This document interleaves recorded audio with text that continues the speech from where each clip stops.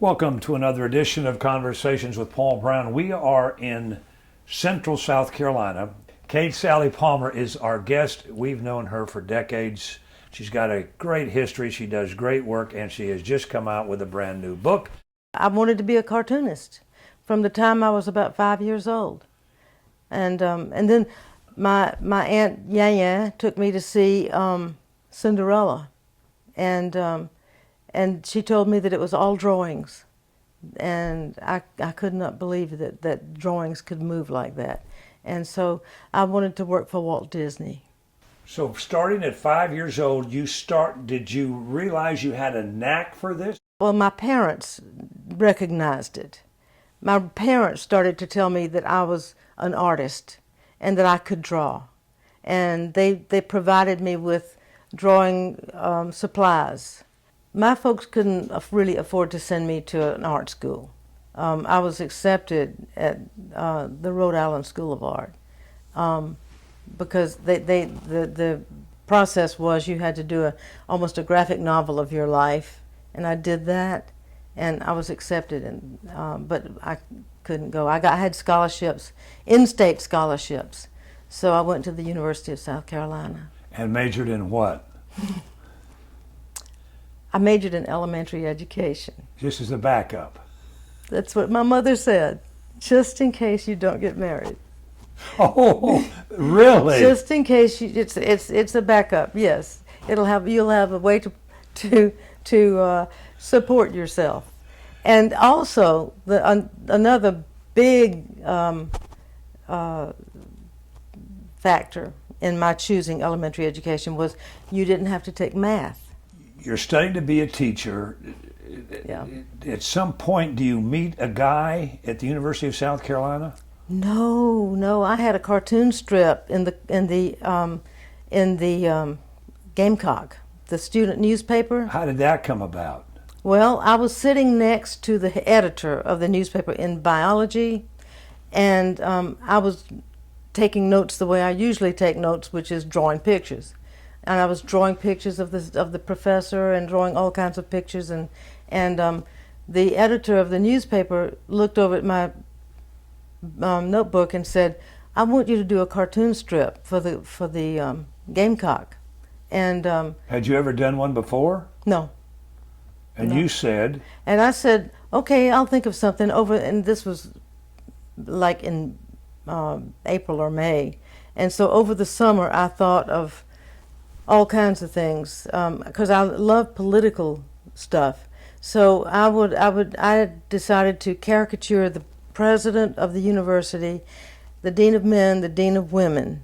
I dressed them in superhero type costumes, and their lair was under the Macy Monument, which is a monument on campus. They would go out and solve crimes and right wrongs and do things like that. And the response to that first comic strip in the Gamecock was what? See, I didn't know that it was popular. All I knew was that I drew it every week and it put it in the newspaper. I didn't know. People would say to me, "Oh, you're the person that does Terrible Tom." I called it Terrible Tom and the Boys. One time I got on the elevator with a male student, and I was carrying the cartoon strip up to the newspaper offices, and he said, "Oh, that's Terrible Tom and the Boys." And I said, "Yep." And he said, "Do you know the person who does that?" And I said, "I am the person who does that." And he said, "A girl?" But you signed it. It was Kate Salley. It was Kate Palmer. Right. I mean, right. Kate. Excuse me. It was Kate Salley. Kate Salley. Kate Salley. That's I wonder how many boys he knew named Kate Salley. Right. Yeah. But I guess he just didn't pay attention to the signature. During that period, did you envision that you might be able to turn this into something other than teaching? No, absolutely not. No, I never thought I could. I didn't know anything about how to get into cartooning. I knew nothing about that, and so I thought I was going to be a teacher. But the Educational Media Center at Clemson University needed an artist. You graduate. I graduated. Oh, In 1968, when I graduated, and I was crossing the stage, they stopped the whole graduation ceremony. The president of the university and the dean of students gave me a certificate of appreciation for bringing humor and togetherness to the campus. See, those were back in the 60s. I wasn't doing protest cartoons. I was doing cartoons about the food in the cafeteria and then parking problems and stuff like that. So they were happy that I was not, using my pen to protest what was going on at the what time. was actually going on in the real world. Like I knew what was going on in the world. Apparently I didn't pay much attention. For a future political cartoonist, I guess that's terrible to say, but that's the way it was. That's the way it was. Our guest is Kate Salley Palmer, and when we come back, we're going to move her up to Clemson and then into writing some books.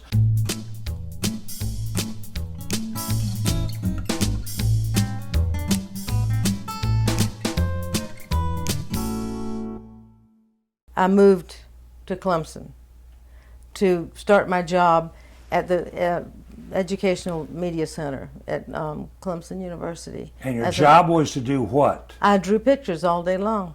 All right. Now, at some point you meet Mr. Palmer. Right. Tell me that story real briefly. Friends of mine and friends of his got together and had a party, Okay. and we met. We were the only. There was a bunch of foreign students, and Jim and I were practically the only two that spoke English there. So we talked all night long, just about. Did you hit it off from the start? Oh yeah, I had been doing political cartoons on my own, and I had filled up a notebook with political cartoons, and I wanted to get a job doing political cartoons because I had begun to admire other political cartoonists, and so I thought, well, Greenville News doesn't have a political cartoonist, so Jim and the children drove me over there. So I went in the building and I found Aubrey Bowie, and he was in charge because Jim McKinney, the editor, was in New Zealand at the time. And so Aubrey was the associate editor, and he looked at him and he said that he'd give me $5 per cartoon. And I said, right, all right, that's great. So I just flooded them with cartoons. For how many years? Oh, golly. For about a year and a half, I flooded them with cartoons. They gave me a raise to $10 a cartoon. And then they finally gave me a job after about 2 years, a full-time job. And of all the ones you did, who's your favorite? Whose face ended up being the most enjoyable to draw, and which did you get satisfaction from? That's hard to say. You did some great stuff with Strom Thurmond. Strom Thurmond was fun to draw. Yeah. Strom Thurmond was fun to draw. Jimmy Carter, Ronald Reagan. As long as a person wasn't too young and pretty, it was easy to caricature them. So You did that for a long time, and then tell me about your first book, and how did you decide that it was time to write a book and get it illustrated? Well, I was no longer doing cartoons, and I was hanging out with my friends who were all school teachers, and we went into a children's bookstore, and I looked across the store and I saw a book that looked as if it had been illustrated by one of my political cartooning friends. And I went over there to it, and it had not. It had been illustrated by Stephen Gamble, who is a wonderful illustrator. And the book was The Relatives Came by Cynthia Ryland. And it's a very popular book. She's a poet. I just happened to pick up the right book. It really inspired me. And that was an inspiration, as well as a lot of the other books that I picked up that weren't as good. And I thought, well, I can do better than that. And so there was Cynthia Ryland, who was to me the epitome of what a picture book should be. And I checked out every book in the Clemson Library on picture books and what makes a good picture book and which ones are the best and that sort of thing. I wrote The Pink House. This book is based on our family's annual trip to Edisto Beach, where we stayed with my sister and brother-in-law in his family's house. It was an old house, and it was painted pink. All the children and all the aunts, all the uncles, and even Grandma would go down there and send it to about 10 publishers, and I got 9 rejections and 8 rejections, and 2 were interested in it. 2 publishers were interested in it. One was not interested enough to actually buy it, but Simon and Schuster wanted to buy it. It's not bad. Yeah, Simon and Schuster, and but they weren't sure about my artwork. They said my artwork was too cartoony, so they wanted me to illustrate another book that someone else had written for them, and I illustrated How Many Feet in the Bed. And when I finished illustrating that book, they liked the way I had organized the book and the way I had illustrated it. So while I was illustrating How Many Feet in the Bed, I wrote A Gracious Plenty.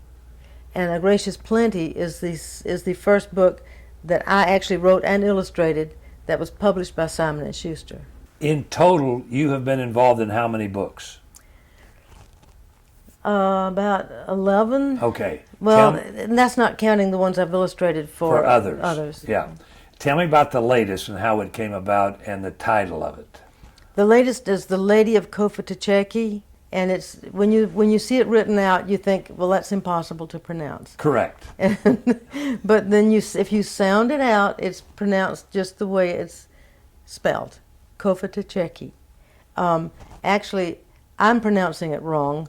Someone told me that Native Americans say it a different way, but I'm sticking to my pronunciation because it's the one I can remember. There you go. It's a true story about the explorer Hernando de Soto, who encountered a woman ruler of the land of Kofutacheki in South Carolina.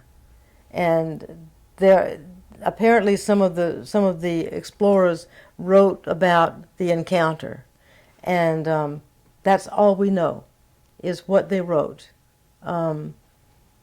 So there's not, you can't really know what really happened because you don't know it from different points of view. You only know it from one point of view. The explorers were looking for gold and silver, precious metals and gems, and they had heard that Kofutacheki, the land of Kofutacheki, was rich in those items, and so they got an interpreter from the Low Country, and they traveled to, it's supposed to be like near Camden somewhere, and she was carried to the river on a litter covered in white, and she was dressed all in white, and she had a rope of pearls, little pearls around her neck, seed pearls, and met the Hernando de Soto and his men there, and she declared, she found that they had come in peace, and so the town opened itself to welcome the strangers, and the strangers stayed there. They gave them food, they gave them lodging, they gave them anything they wanted, and all the pearls they could carry, and but it became obvious to Sir Hernando de Soto that they didn't have the precious metals and gems, or they thought they were holding them back. They kind of ransacked the town. This made the people upset, and eventually De Soto demanded that they give that the lady give them men to use as bearers to bear their burdens, and also women to use as wives. The people were afraid and did not want to go, but they were forced to go with Hernando de Soto, and they forced the lady to go with them too. And the one that got the leader. The leader. They forced her to go with them too. Eventually, she escaped. There are different versions of her escape. She escaped with another woman who was also a captive. One version said, and this is the version I use in the book, is that she escaped with a man and married him, and so they were mound builders. These people. This was the Mississippian period, of the native peoples, and they built mounds. They made pottery. They did, and I put all this in the book about what they did. But we don't really know what happened on top of the mounds. There was probably ceremonial activities on top of the mounds, but we don't really know. And since we can't know, there were so many things we can't know. I told the story through the eyes of a river otter, so the reader only knows what the river otter knows, and so the river otter can observe fire, light coming from the top of the mounds, but doesn't know what's going on up there.